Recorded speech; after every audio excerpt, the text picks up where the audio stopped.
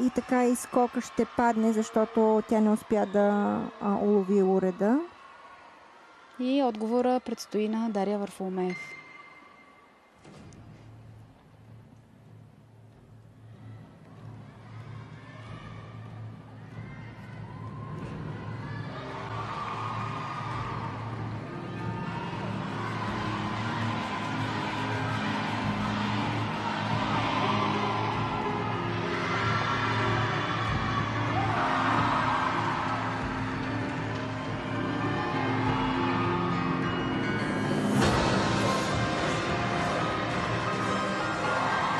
Много добре изпълнени критерии при улавяне зад зрително поле.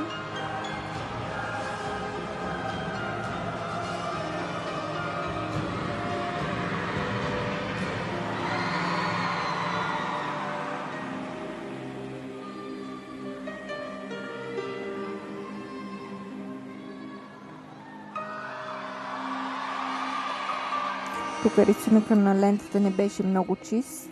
Половината лента имаше много голям контакт с пода.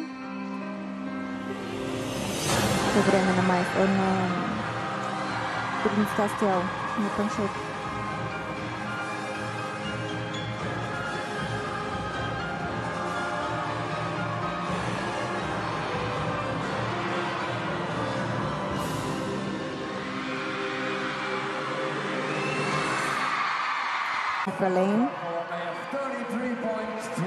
Още по-високо